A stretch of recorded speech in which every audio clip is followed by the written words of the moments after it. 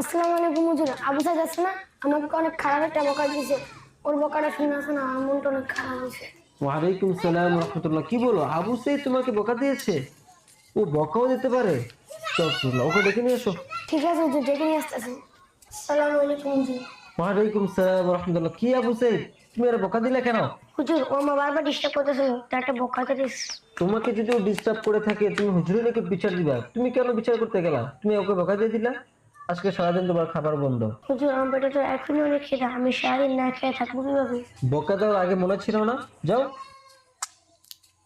আসসালামু আলাইকুম হুজুর। আবু সাইদ আছে না, আজকে সারাদিন একবার বলা দেন। আচ্ছা, আসসালামু আলাইকুম। ওয়ালাইকুম সালাম রহমতুল্লাহ। কি, আবু সাইদ আজকে সারাদিন একবারও পড়া দেয় নাই?